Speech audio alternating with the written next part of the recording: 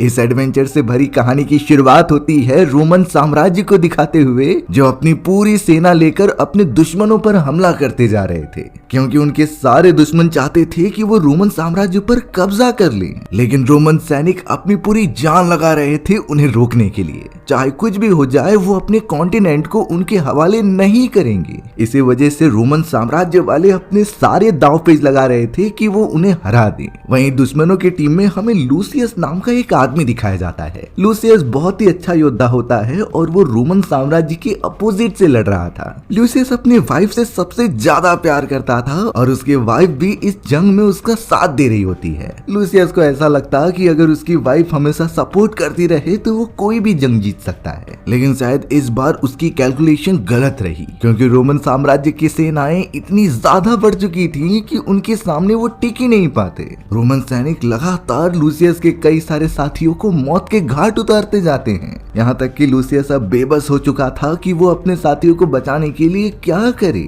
एक समय ऐसा भी आ जाता है जब लूसियस की आधे से ज्यादा सेना मारी गई थी। सिर्फ कुछ ही सैनिक बचे हुए थे जो रोमन सेना से लड़ाई नहीं कर सकते। सबसे बुरी बात तब हो गई जब रोमन के जनरल ने लूसियस की वाइफ को जान से मार दिया। लूसियस बहुत ज्यादा कोशिश करने के बावजूद भी अपनी वाइफ को बचा नहीं पाता। लूसियस तो अपनी वाइफ के जाने के बाद अंदर से टूट चुका था और उसने लड़ना भी बंद कर दिया, जिसकी वजह से रोमन सेनाएं बचे हुए सैनिकों को कब्जे में ले लेती हैं। लूसियस के सामने तो उसके आधे से ज्यादा सैनिकों की डेड बॉडी थी, जिसे देखकर उसे बिल्कुल भी अच्छा नहीं लग रहा था। इतना बड़ा जंग जीतने के बाद सारी रोमन सेनाएं अपने कॉन्टिनेंट में वापस आने लगती हैं, सारे बंदियों को अपने साथ लेकर। इस समय रोमन साम्राज्य के अंदर केटा और क्रेका नाम के दो एम्परर्स का राज हुआ करता था। ये दोनों एम्परर्स ट्विन ब्रदर्स होते हैं, जिन्होंने इससे पहले वाले एम्परर को मारकर खुद की सत्ता स्थापित कर ली। पहले वाले एम्परर थोड़े दयालु और काइंड हार्टेड थे, लेकिन ये दोनों बिल्कुल नहीं होते। इनके आने से पूरी प्रजा एकदम परेशान होती है, लेकिन वो कुछ कर भी तो नहीं सकते थे। केटा और क्रेका जो बोलते वही साम्राज्य के अंदर उन्हें फॉलो करना पड़ता।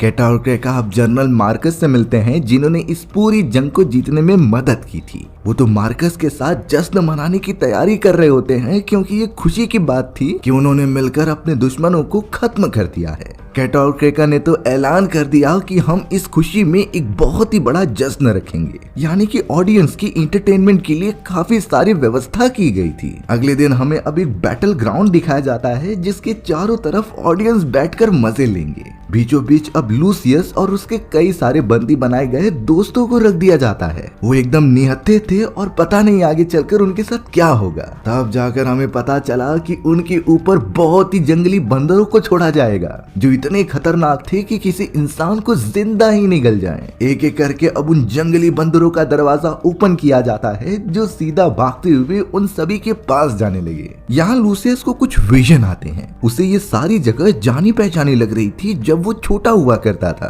लूसियस को ये भी विजन आता है कि कई साल पहले उसकी मदर ने यहाँ से उसे भगा दिया था, क्योंकि लूसियस की जान को खतरा हो सकता था। यहाँ से एक बात तो कंफर्म हो गई कि लूसियस कहीं न कहीं इस जगह से जुड़ा हुआ है। इसका राज क्या था ये तो हमें कुछ समय में पता चलेगा, लेकिन वहाँ प्रेजेंट टाइम में तो इतने सारे जंगली बंदर सभी पर हमला करके उन्हें मारते जा रहे थे। लूसियस और उसके सभी साथी उन बंदरों से बचते हैं, लेकिन वो इतने खूंखार होते हैं कि लोगों को गले पर काट कर मारते जा रहे थे। कई सारे लोग अपनी जान गंवा बैठे, लेकिन लूसियस और कुछ साथी दिमाग से काम लेते हैं। उन्होंने अपने जंजीर का यूज किया उनके मुंह को पकड़ने के लिए, और फिर बहुत चालाकी से उसी जंजीर की मदद से बंदरों के गले को दबाने लगे। थोड़ी देर के अंदर कंडीशन एकदम नॉर्मल हो जाती है, क्योंकि उन लोगों ने मिलकर जंगली बंदरों के ऊपर कंट्रोल पा लिया था। यानी लूसियस के साथ कुछ बचे हुए साथी इस जंग को जीत गए थे। अब उसी जगह पर रोमन का एक्स एम्परर होता है, जिसका नाम मैक्रिनस था। मैक्रिनस तो लूसियस की इस पूरी फाइटिंग एबिलिटी को देखकर एकदम चौंक गया होता है। उसे पता चल गया था कि लूसियस एक बहुत अच्छा सोल्जर है, इसीलिए लड़ाई खत्म होने के बाद मैक्रिनस लूसियस से आकर मिलता है। मैक्रिनस तो लूसियस की तारीफ करते हुए थक ही नहीं रहा था। वो लूसियस से कहने लगा कि तुम्हारे पास जो एबिलिटी और जो ताकत है वो बहुत ही ज्यादा रेयर है, और अगर तुम चाहो तो मेरे लिए काम कर सकते हो। मैं तुम्हें इस कैद से आजाद कर दूंगा। लूसियस इस बात पर थोड़ा सोचने लगा, इसीलिए मैक्रिनस उसे अपने महल में बुलाता है। मैक्रिनस अब लूसियस से पूछ रहा था कि तुम यहाँ पर कैसे आए और तुम्हारा मकसद क्या है। तब जाकर लूसियस उसे अपना इंटेंशन बताता है कि मुझे किसी भी हालत में मार्कस को मारना है, क्योंकि ऑब्वियसली मार्कस ने लूसियस की वाइफ को खत्म किया था। यहाँ मैक्रिनस हंसते हुए कह रहा था कि तुम मेरे लिए काम करो और हम मिलकर जनरल मार्कस को खत्म कर देंगे। लूसियस के चेहरे को देखकर लग रहा था कि शायद वो मैक्रिनस से हाथ मिला चुका है और आगे चलकर तो वो उसके लिए ही काम करेगा। अब हमें यहाँ जनरल मार्कस को दिखाया जाता है जो एक बहुत ही बड़े महल के अंदर जा रहे थे। वहाँ पर तो मार्कस अपनी वाइफ लूसिला से मिलते हैं जो बहुत ज्यादा ब्यूटीफुल थी। दरअसल लूसिला सबसे पहली एम्परर की वाइफ होती है जिसे कि बहुत बुरी तरीके से मार दिया गया था, पर जाते जाते उस पूरे किंगडम को लूसिला के हवाले कर दिया गया। अफसोस की बात ये हुई कि लूसिला इन सारी चीजों को संभाल नहीं पाई, इसीलिए केटा और क्रेका नाम के उस दोनों एम्परर ने सारी सत्ता हड़प ली। बट यहाँ जनरल मार्कस लूसिला के साथ होते हैं और उससे बोलते हैं कि हम अपनी सत्ता वापस लेकर रहेंगे। मार्कस ने तो पहले ही प्लान बनाकर रखा था कि कैसे वो केटा और क्रेका की सत्ता हड़प लेंगे और उन्हें खदेड़ते हुए अपनी विरासत को वापस पा लेंगे। लूसिला इस पूरे मिशन में जनरल मार्कस के साथ होती है। अब हमें दूसरी तरफ लूसियस को दिखाया गया जिसे कि महल के अंदर लेकर आया जाता है सारी सभा के सामने। उस जगह पर तो केटा और क्रेका भी होते हैं जो बड़े मजे से ये पूरा सीन देख रहे थे। तब जाकर हमें पता चला कि लूसियस को एक और फाइट लड़ने के लिए बुलाया गया है और उसका अपोनेंट होगा इस किंगडम का सबसे खतरनाक ग्लैडिएटर, और आज तक इस सैनिक को कोई नहीं हरा पाया है। केटा और क्रेका को ये सारी चीजें देखनी थी, इसीलिए उन्होंने आदेश देकर ये पूरा सीन ऑर्गेनाइज किया था। सारे सभा वाले भी मौजूद थे जो इसका मजा ले रहे होते हैं। लूसियस के ऊपर अब उस खतरनाक सैनिक ने हमला कर दिया जो लगातार अब उसे मारता जाता है। लूसियस उसके सामने कमजोर दिख रहा था, लेकिन कहीं न कहीं हमें पता चला कि ये लूसियस की एक स्ट्रैटेजी होती है। वो पहले तो दुश्मनों को भांपता है और उसकी कमजोरी का पता लगाता है, वो भी एकदम प्रोटेक्टिव खेलकर। सभी को यही लगने लगा कि लूसियस इस सैनिक के सामने नहीं टिक पाएगा और वो मारा जाएगा, लेकिन थोड़ी देर में जब वो सैनिक थक जाता है तब लूसियस अटैक करना स्टार्ट कर रहा था। लूसियस ये समझ गया था कि ये सैनिक के कंधे बहुत ज्यादा कमजोर हैं, इसीलिए वो वहां पर हमला करके सैनिक को घायल कर देता है। जिसके बाद लूसियस ने पूरी फाइट खत्म करने के लिए एक खंजर निकाला और सीधा सैनिक के पेट में मार दिया, जिससे कि वो खतरनाक सैनिक वहीं मारा जाता है। सारे के सारे इवन केटा और क्रेका भी ये देखकर शॉक हो गए कि लूसियस कितना बहादुर है। उसने अब तक के सबसे बलवान सैनिक को भी खत्म कर दिया। केटा को तो लूसियस काफी पसंद आ गया था, इसीलिए वो उसके पास आकर उसके बारे में कुछ पूछता है, जिससे मैं तुम्हें काफी सारे सोने की मोहरे दूंगा। तब जाकर लूसियस पता नहीं क्यों रोमन लैंग्वेज में एक अलग ही पोयम बोलता है। ये पोयम उसकी माँ ने बताई थी, जिसे सुनकर वो सभी चौंक गए, और खास करके जब मैक्रिनस ये पोयम सुनता है तो वो सोच में पड़ गया था। लूसियस तो अब वहाँ से डायरेक्टली चला जाता है। लूसियस को तो अभी भी कारागार में रखा जाता था। मैक्रिनस अब लूसियस के पास आकर उससे पूछने लगा कि तुम्हें वो पोयम किसने बताई, क्योंकि ये पोयम राजघराने से ही बिलोंग करती है और उनकी संतानों को ये पता था। मैक्रिनस को ये बात कंफर्म होने लगी कि कहीं लूसियस लूसिला का बेटा तो नहीं जो कई साल पहले खो गया था। लूसियस को इन सारी चीजों के बारे में नहीं आइडिया, इसीलिए वो कुछ बोलता भी नहीं। मैक्रिनस अब वहां से चला गया था। अब यहाँ हमें जनरल मार्कस को दिखाया जाता है जो अपने कुछ टीम मेंबर्स के साथ आ चुका था। ये सभी लोग जनरल मार्कस के साथ होते हैं उसकी जंग के अंदर, जो कि वो सब पूरे साम्राज्य की सत्ता वापस लेने में मदद करेंगे। जनरल मार्कस अपना प्लान समझाते हैं कि कैसे उन्हें केटा और क्रेका के जो साम्राज्य है उसे पूरी तरीके से कमजोर करना है, और एक पॉइंट के बाद हम अपनी बड़ी सेना के साथ उन पर हमला कर देंगे। सभी को वो प्लान समझ आने के बाद वो सभी इशारे का वेट करने लगे।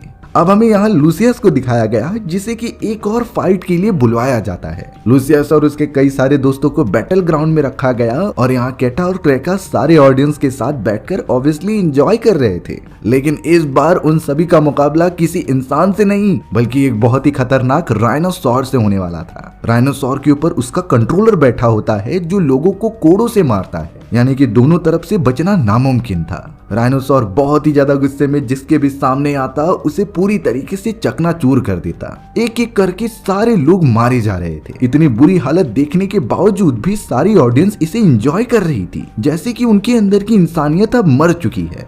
अंत में बचता है तो सिर्फ लूसियस। उसके ठीक सामने राइनोसॉर मौजूद था जो अब सीधा उसकी तरफ भागते हुए आ रहा होता है। लूसियस के दिमाग में एक प्लान था, इसीलिए उसने अपने हाथों में कुछ डस्ट उठा लिया था। जैसे ही वो राइनोसोरस के सामने आया हमला करने के लिए, तो लूसियस ने हवा में वो सारा डस्ट उड़ा दिया, जिससे राइनोसोर को कुछ दिखता नहीं और लूसियस तो सही समय पे वहां से हट जाता है, जिससे राइनोसोर बहुत स्पीड में जाकर एक दीवार से टकरा गया। उसका पूरा सींग टूट चुका होता है, यानी राइनोसोर लड़ने के काबिल नहीं था। लेकिन राइनोसोर को जो सोल्जर कंट्रोल कर रहा था वो अब नीचे उतर गया लूसियस से फाइट करने के लिए। दोनों में घमासान तलवारबाजी होना स्टार्ट हो जाती है, पर लूसियस फाइंड आउट करता है कि ये सोल्जर पिछले वाले सोल्जर से काफी ताकतवर और एक्सपीरियंस लग रहा है। लूसियस ने हर मुमकिन कोशिश की कि इसकी कमजोरी और इसकी फाइटिंग टेक्निक को समझ सके, लेकिन वो ऐसा कर ही नहीं पाता। दूसरा सोल्जर तो लूसियस को फाइट करने का मौका ही नहीं देता और लगातार वार करता रहता है। लूसियस की सच में बहुत बुरी हालत हो चुकी थी और वो कुछ भी समझ नहीं पा रहा था। दूसरा वाला सोल्जर अब लूसियस को जान से मारने के लिए गया, तभी कैटा उसे रोक देता है, क्योंकि वो लूसियस से इम्प्रेस हो चुका था और उसे एक और चांस देता है।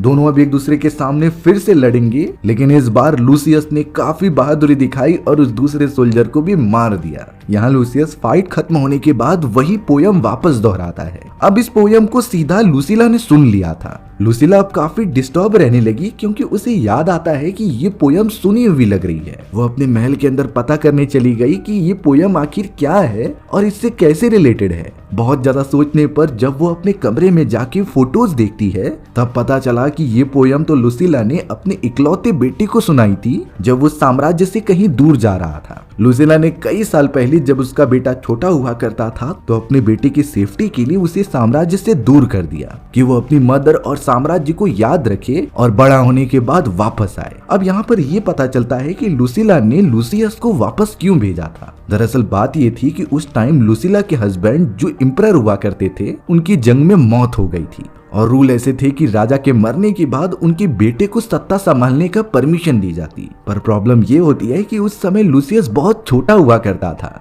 और सत्ता में ऐसे भी लोग थे जो एम्परर बनने की चाह रखते थे और वो सब लूसियस के लिए खतरा बन सकते हैं। यही रीजन की वजह से लूसिला ने अपने बेटे को वहां से दूर भेज दिया था, जिससे वो प्रोटेक्टेड रहे और उसकी जान को खतरा न हो। पर अब लूसिला समझ चुकी थी लूसियस ही उसका बेटा है, जो इतने सालों बाद वापस रोमन साम्राज्य के अंदर आया है एक ग्लैडिएटर बनके। लूसिला तुरंत ही चली गई कारागार के अंदर अपने बेटे लूसियस से बात करने के लिए। लूसिला ने तो लूसियस को सारी बातें बता दी कि तुम मेरे बेटे हो और कई साल पहले मुझे मजबूरी के कारण तुम्हें यहाँ से छोड़ना पड़ा, लेकिन अब सारी चीजें ठीक हो चुकी हैं और तुम ही इस पूरी सत्ता के नए वारिस हो। लूसियस को ये चीजें समझ में नहीं आ रही थी, क्योंकि ये बहुत ही सडनली हुआ होता है। उसने कभी एक्सपेक्ट नहीं किया था कि वो किसी राजकुमारी का बेटा होगा और इस तरीके से अचानक यहाँ पर आ जाना कोई इत्तेफाक की बात नहीं हो सकती। फिलहाल के लिए उसका दिमाग बहुत ही ज्यादा गर्म हो गया, इसीलिए लूसियस ने लूसिला को डांट कर वहां से भगा दिया। लूसिला भी माफी मांगते हुए वहां से चली गई थी।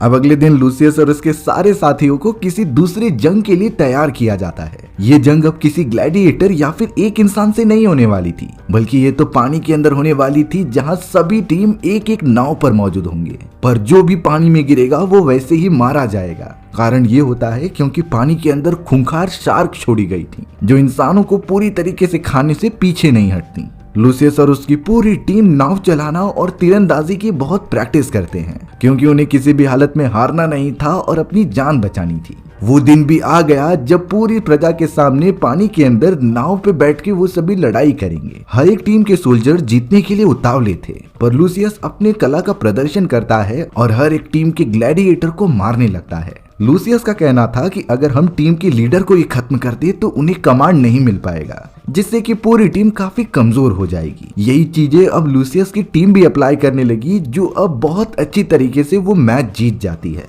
लेकिन तभी अचानक लूसियस ने एक तीर निकाली और सीधा जनरल मार्कस की तरफ फायर कर दिया। पर अफसोस की बात थी कि लूसियस का निशाना चूक गया और वो तीर जाकर कैटा क्रेका के बीच में लग जाती है।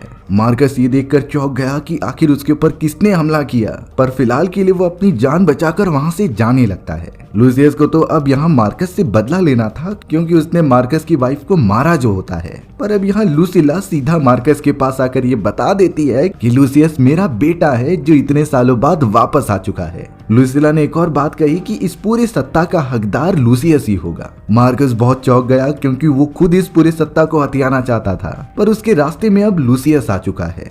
मार्कस और लुसीला जो बातें कर रहे थे अब एक मेड उसे सुन लेती है, जिसे वो सीधा जाकर मैक्रिनस को बता देती है जो इस पूरे साम्राज्य का एक्स एम्परर था।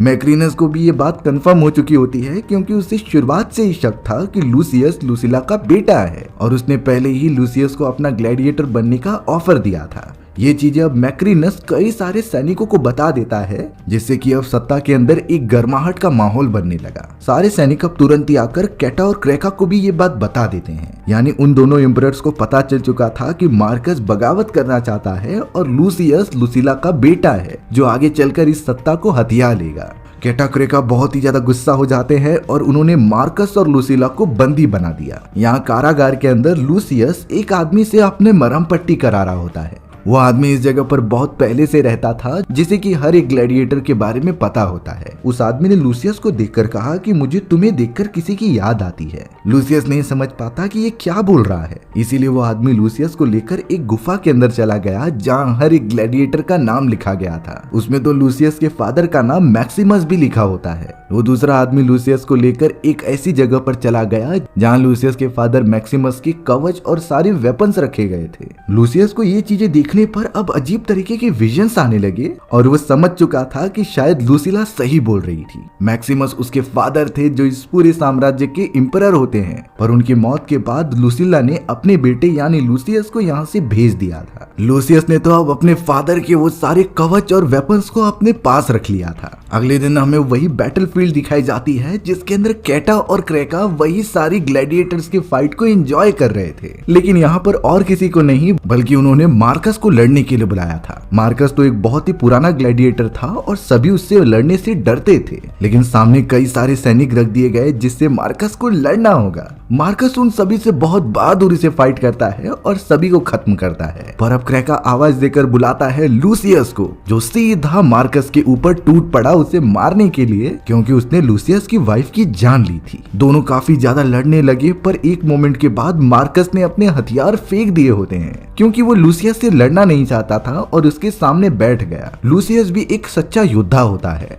वो किसी निहत्थे इंसान के ऊपर हमला नहीं करता जो फाइट नहीं कर रहा है। कैटा ने तो यहाँ लूसियस को आदेश दिया कि तुम मार्कस को मार दो, पर लूसियस ऐसा नहीं करता और अपना तलवार भी फेंक देता है। तब जाकर कैटा अपने सैनिकों को आदेश दे रहा था कि तीर चलाकर सबसे पहले मार्कस को मारो। मार्कस को मल्टीपल तीर लग जाते हैं और वो वहीं पर धाराशायी हो गया। लूसियस के ये आंखों के सामने हुआ होता है। इसी वजह से अब इस मौके का फायदा उठाकर लूसियस वहां मौजूद सारे लोगों को भड़काने लगा कैटा और क्रेका के अगेंस्ट। वो कहता है कि मार्कस इस पूरे साम्राज्य का बहुत ही बहादुर ग्लैडिएटर था, पर तुम्हारे राजा ने इसे ही मरवा दिया, यानी कि एक समय ऐसा आएगा जब तुम्हारा राजा तुम्हें भी मार देगा। इस पूरी बात से अब लोग एकदम भड़कने लग जाते हैं कैटा और क्रेका के ऊपर। उन्हें लूसियस की बात समझ में आने लगी कि उनका राजा कितना निर्दयी है, जिस वजह से अब चारों तरफ दंगे फसाद होने लग जाते हैं और सभी लोग राजमहल के सामने आकर कैटा को राजा के पद से हटाने की मांग करने लगे। वहीं दूसरी तरफ मैक्रिनी छोटे भाई यानी कि क्रेका को उसके बड़े भाई के खिलाफ भड़काता रहता है। वो बोलने लगा कि जब तक तुम्हारा भाई कैटा जिंदा है वो तुम्हें राजा बनने नहीं देगा। मैक्रोनी ने क्रेका के माइंड में बहुत ही ज्यादा बातें भर दी और उसका माइंड वॉश करके ऐसा बता दिया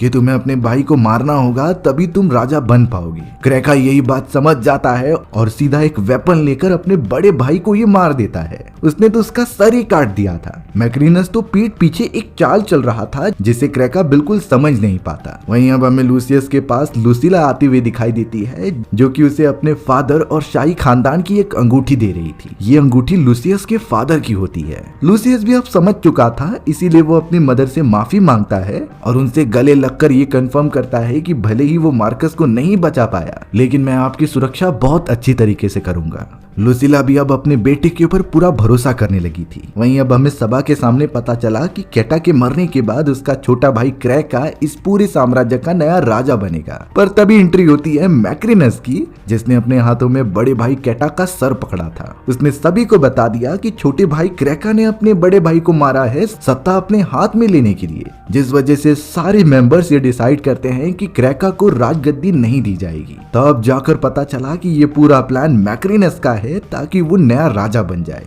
और अब वो अपने इम्परर बनने का ऐलान करता है। सभी लोग इस बात के अगेंस्ट भी नहीं जा पा रहे थे क्योंकि मैक्रिनस सत्ता संभालना जानता था। वहीं लूसियस कुछ और ही कर रहा था और वो अपने एक साथी को बुलाकर कुछ प्लान बताता है। लूसियस ने तो अब उस आदमी से कहा कि तुम जाकर जल्द से जल्द जनरल मेंटेस को ये अंगूठी दे देना जो लूसियस के फादर की होती थी और वो मेरे फादर के बहुत अच्छे दोस्त थे। हमें जनरल मेंटेस की सेना की मदद चाहिए इस पूरी सत्ता को अपने हाथ में लेने के लिए। वो आदमी अब तुरंत ही ये संदेश लेकर मेंटिस की तरफ बढ़ चला था। लूसियस ने सारे कैदियों को अपनी तरफ कर लिया होता है कि हमें रोम की सत्ता अपने हाथ में लेनी होगी। इस पूरी सत्ता का नया राजा मैक्रिनस बन चुका था और वो फिर से सारे ग्लैडिएटर्स को एक में लड़ाई करके अपना मनोरंजन करना चाहता था। लेकिन जैसे कुछ सैनिक लूसियस और उसके साथियों को निकालने जाते हैं तो वो सभी एक साथ मिलकर हमला करने लगे थे। यानी कि लूसियस ने जंग का ऐलान कर दिया है। सारे के सारे कैदी अब इकट्ठा हो जाते हैं, जिससे थोड़ी देर बाद मैक्रिनस को पता चल चुका था कि हमारे ऊपर हमला होने वाला है। इसीलिए वो भी अपनी सेना लेकर सामने आ गए। अब एक तरफ रोम की सेना थी और दूसरी तरफ लूसियस और उसके साथ जनरल मेंटिस की बहुत बड़ी सेना। दोनों एक दूसरे से लड़ने के लिए बहुत उतावले हो रहे थे, लेकिन लूसियस और मैक्रिनस डिसाइड करते हैं कि दोनों सेनाओं को लड़ाने के बजाय वो एक दूसरे से लड़े। जो जीतेगा वो राजा बन जाएगा। शुरुआत में दोनों बहुत घमासान फाइट करते हैं और मैक्रिनस तो लूसियस पर भारी पड़ रहा था। दोनों फाइट करते हुए अब पानी के अंदर चले गए, जिससे कि मैक्रिनस अब लूसियस को पानी में डुबाकर मारने की कोशिश कर रहा था और तलवार की मदद से उस पर हमला करता है। पर लूसियस ने अपने फादर का कवच पहना था, जिससे उससे कुछ नहीं हो रहा होता। थोड़ी देर में लूसियस को अपने मदर की कुछ आवाजें सुनाई दी, इसीलिए वो तुरंत ही उठता है और तलवार की मदद से मैक्रिनस को ये मारने लग जाता है। मैक्रिनस अब मर चुका था, जिससे कि अब रोम की पूरी सेना एक जगह पर रुक जाती है और उन्हें भी रियलाइज हो चुका था कि लूसियस ही उनका नया राजा है। लूसियस ने सभी को बताया कि हमें रोम को एक ऐसी जगह बनानी है जहां कोई भी डर कर ना रहे, और मैं ऐसा करूंगा जब तक मुझ में जान बाकी है। सारी जनता ने लूसियस को अपना नया राजा एक्सेप्ट कर लिया था, जिसके बाद हमारी ये एडवेंचरस कहानी यहीं खत्म हो जाती है। सो व्यूअर्स, आपको ये स्टोरी कैसी लगी कमेंट सेक्शन में बताना भूलना मत। और अगर आपको मेरा एक्सप्लेनेशन 1% भी अच्छा लगा होगा ना, तो वीडियो को लाइक एंड चैनल को सब्सक्राइब जरूर कर देना। मिलते हैं इसी तरीके की मजेदार वीडियोस में, तब तक के लिए बाय बाय।